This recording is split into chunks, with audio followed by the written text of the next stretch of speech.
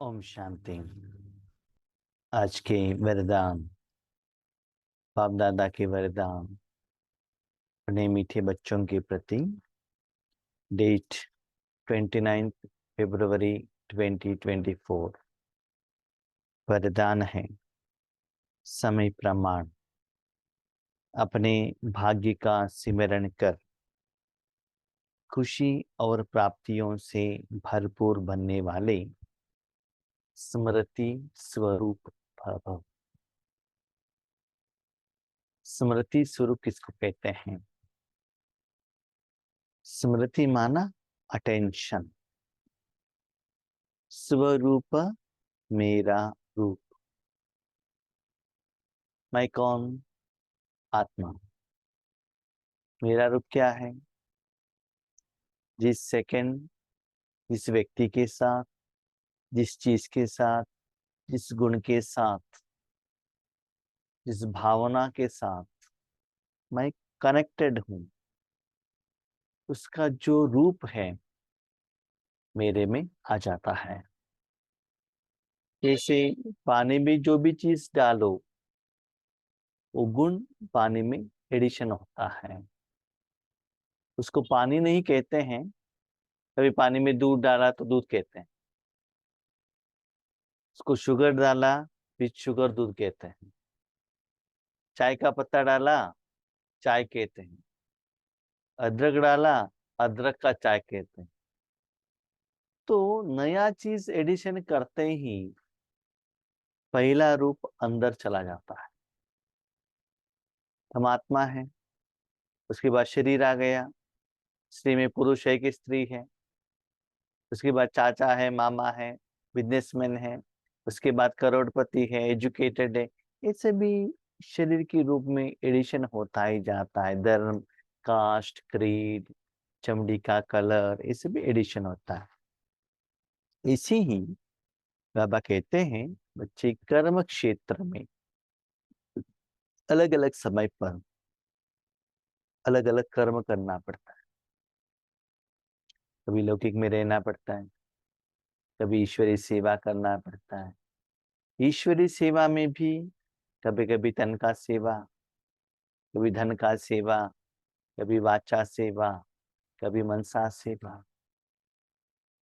कभी कभी क्या होता है ना, ड्रामा के अनुसार लौकिक में जाते हैं लौकिक काम के लिए, वहां ईश्वरीय सेवा हो जाता है।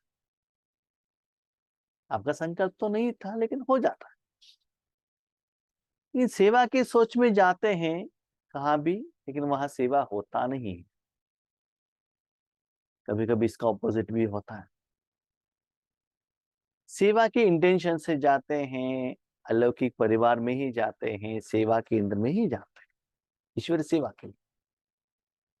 लेकिन वहां सेवा के फल के बदले कर्मों के हिसाब किताब के कारण ऐसे टेंशन, झगड़ा, विघ्न परिस्थितियां लेकर आते हैं, जो सेवा का फल का अनुभव होना चाहिए वो नहीं होता है। इसलिए बाबा कहता है उसका कारण क्या है।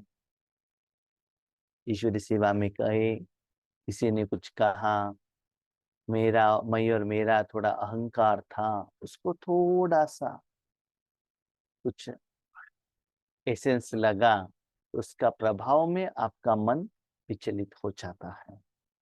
इसलिए बच्चे कभी कभी ड्रामा के अनुसार लौकिक में भी रहना पड़ता है। उस समय बाबा के साथ जुड़ो।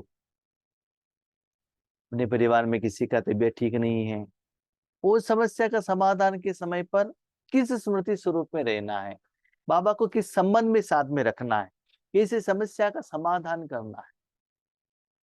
मैंने अपनी ईश्वरीय जिंदगी में देखा है, बहुत सारे आत्माएं फोन करते हैं सहयोग के लिए। कभी उनको बाबा के साथ धन का सहयोग चाहिए, कभी शक्ति चाहिए, अपने कभी हेल्थ का इश्यू होता है, कभी कभी बच्चों का होता है। तो ऐसी अलग अलग वैरायटी का डिमांड रखकर भाई जी बाबा को कहिएगा, योग करिएगा, ऐसे आता है। तो कभी कभी अपने लिए, अपने परिवार के लिए, ईश्वरीय सेवा के लिए, मनसा सेवा के लिए, कोई आत्मा के लिए, ऐसे वेराइटी कर्म में हम ब्राह्मण आत्माओं को, बाबा को यूज करना पड़ता है। तो उस समय बाबा हमको यूज करते हैं, उससे जो भाग्य होता है, जो लोगों का दुआ मिलता है, सफलता मिलता है, तो ऑब्वियसली खुशी मिलेगा और प्राप्तियां मिलता रहेगा। ये आज वरदान बाबा ने हमको क्यों कहा, उसका पीछे एक राज है, आपको कहता हूँ। मैं बार बार बाबा को कह रहा था कि बाबा, बाहर का सेवा क्यों नहीं मिल रही है। एक तो रीजन है माँ का तबीयत ठीक नहीं है, फिर भी तो इसलिए बाबा ने कहा, बच्चे ड्रामा के अनुसार मैंने आपको जहां भी रखा है, जो भी जिम्मेदारी दी है, वो निभाते चलो। भले मन में मैंने आपको घर में बिठाया है, जो भी टाइम टेबल दिया है, सिर्फ स्मृति स्वरूप उस समय आप अपने मन को बाबा के साथ में रखना है और ईश्वरी सेवा के लिए निमित्त बनना है, बस। किस समय किस आत्मा से क्या सेवा लेना है, वो मैं जानता हूँ। सिर्फ बाबा के साथ आप कनेक्ट हो।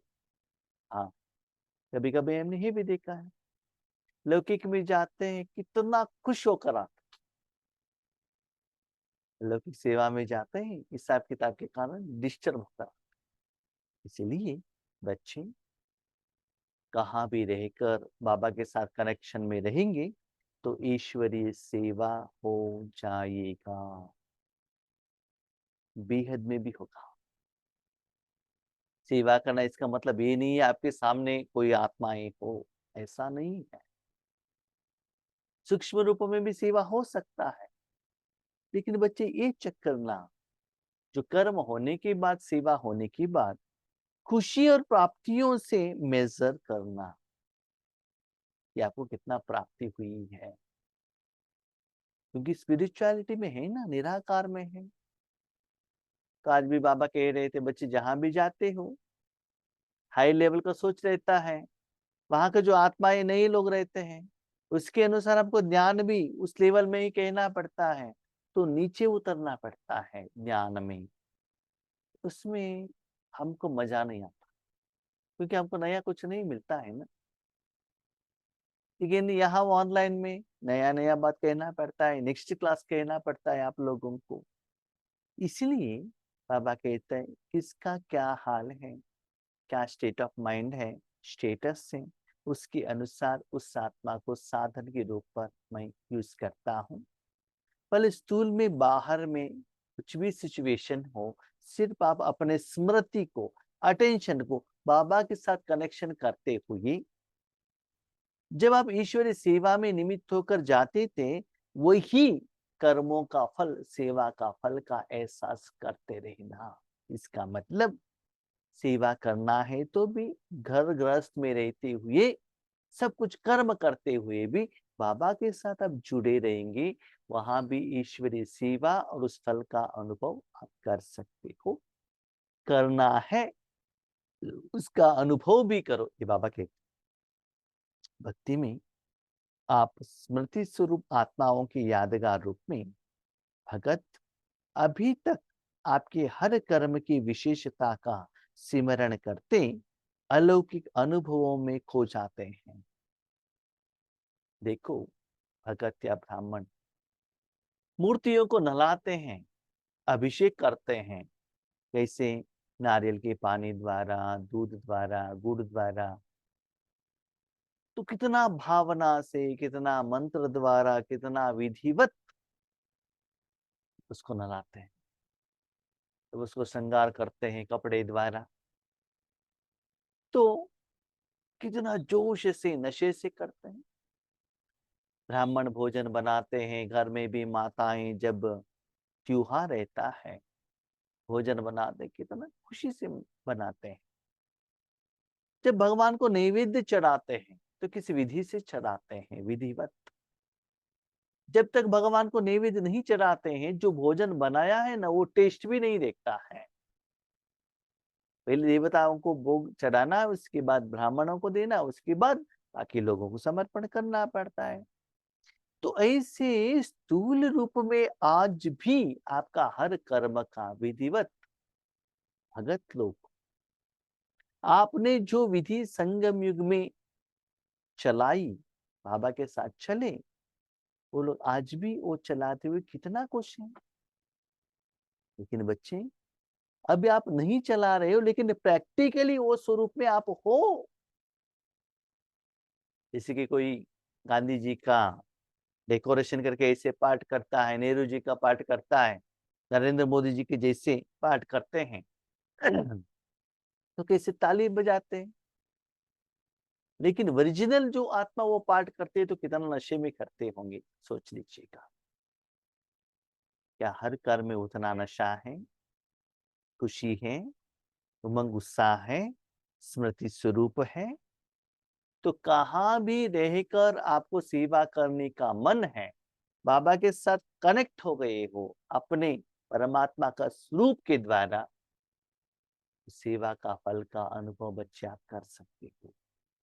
देखो, ब्रह्मा बाबा ने जो भी सेवा की, सिर्फ उन्होंने ज्ञान नहीं सुनाया, सिर्फ तपस्या नहीं की, बिल्डिंग बनवाते थे, लोगों से बातें करते थे, समस्या का समाधान देते थे, लेटर लिखते थे, वेजिटेबल काटते थे, सब कुछ किया ना बाबा ने। तो वैसे ही कुछ भी कर्म करो, लेकिन अटेंशन बाबा के साथ में रखना और जो अभी स्पेशली ईश्वरीय सेवा के लिए जब निमित्त होते हो, उस समय क्या होता है ना, हमारा अटेंशन ज्यादा बाबा के साथ रहता है। फॉर एग्जाम्पल, अभी ज्ञान सुना रहे, अटेंशन कहाँ रहेगा? बाबा के साथ रहेगा। योग करा रहे, स्पॉटलाइट है या स्टेज पर बैठे हैं, बाबा के साथ कनेक्शन में रहेगा। इसलिए बाबा का शक्ति का ज्यादा एहसास होता है। इसी ही हर कर्म करते हुए बाबा के साथ जुड़ो, तो सुख का अनुभव करो। तो वो भगत लोग अलौकिक अनुभव में खो जाते हैं, तो अपने प्रैक्टिकल जीवन में कितना अनुभव प्राप्त किए होंगे। तो वो लोग इतना अनुभव करते, तो आपको कितना अनुभव हुआ है, होना है, हो रहा है, आपका यादगार होगा। तो इसे हो रहा है, उस समय बाबा के साथ जुड़े हो, चक्कर तो होगा। हर कर्म के बाद सफलता का एहसास होगा, खुशी होगी। सिर्फ जैसा समय, जैसा कर्म, वैसे स्वरूप की स्मृति इमर्ज रूप में अनुभव करो।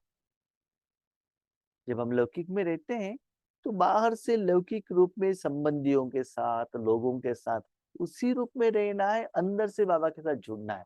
उस समय नहीं, मैं बेके हूँ, ये नहीं करता, वो नहीं। समय के अनुसार चेंज हो, ठीक है। यानी कभी कभी देखा है, हम लौकिक में जाते हैं प्रोग्राम के लिए, वो सेवा करते ही रहते हैं। उस समय वो लोग क्या करते हैं, ईश्वरीय कुछ बातें करते हैं, हमसे पूछते हैं, तो तुरंत मन से बीके बन जाता है। कभी कभी सेवा करते रहते, फोन आता है बाबा के बच्चों का, तो तुरंत बीके बन जाते हैं। कभी कभी मैंने देखा है अपने घर में, जिस दिन जो टाइम टेबल नहीं है, माना कुछ टाइमिंग का प्रोग्राम नहीं है ऑनलाइन में, तो मैं घर के पीछे कुछ स्थूल सेवा करता ही रहता हूँ। उस समय किसी का फोन आता है, फोन आकर कहते हैं, भाई जी एक 10-15 मिनट योग करेंगे ना, थोड़ा दृष्टि दीजिए ना, ये तो कुछ क्वेश्चन है, पूछना है, तो ये बात में बात करना है। ठीक है, 10 मिनट्स दीजिएगा। तो जो कर्म कर रहे थे, तुरंत वहां उसको स्टॉप करेंगे, तुरंत रेडी हो जाएंगे और आगे बैठेंगे। कभी कभी ऐसे भी हुआ है कि हम सोए हुए हैं, तब कहते हैं, भाई जी अभी तुरंत आइए ऑनलाइन में, हमको दृष्टि देना है। यस।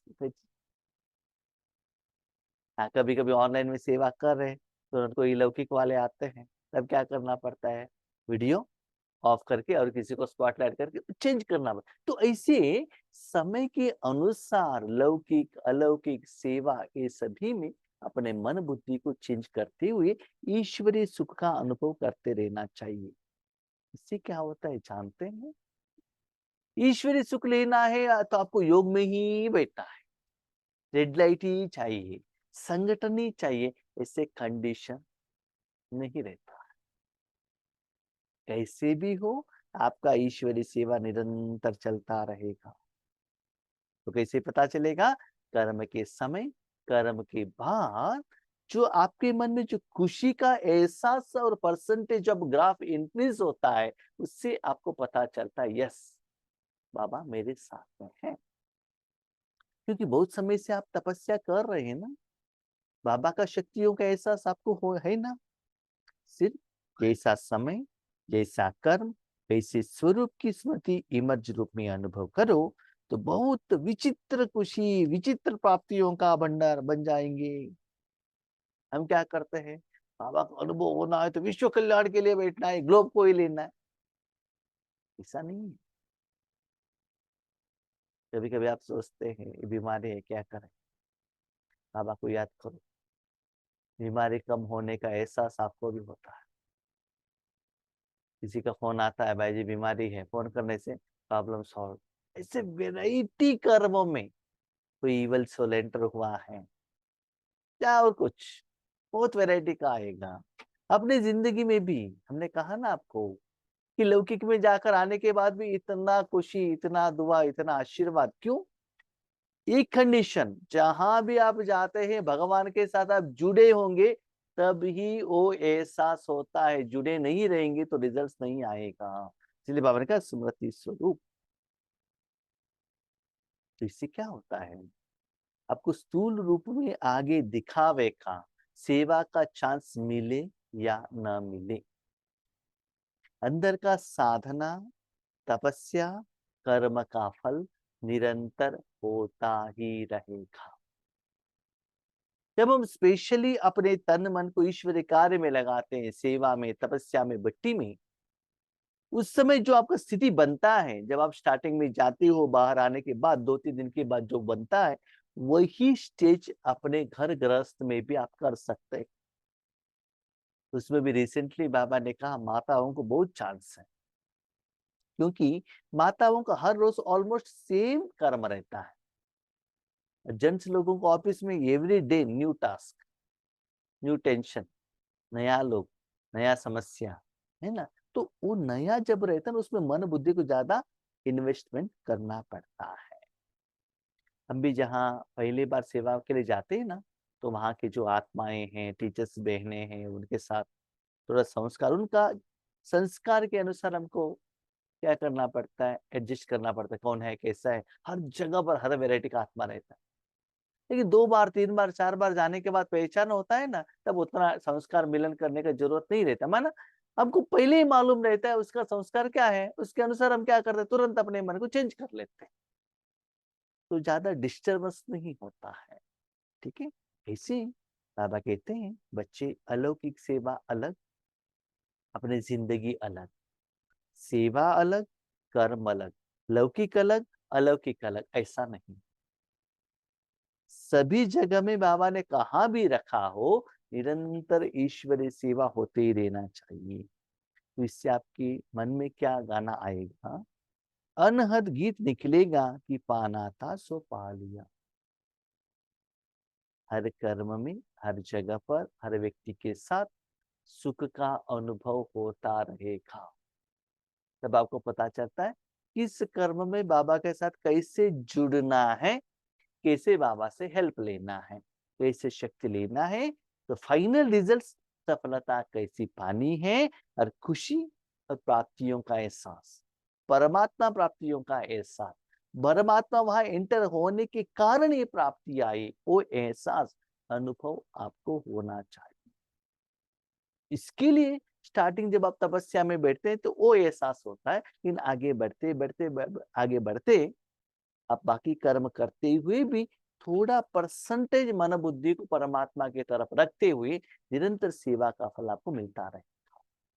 तो चक्कर, स्थूल में आपका रूप कोई भी चेंज हो, अंदर का जो रूप है सेवा का, वो कभी रुकना नहीं चाहिए।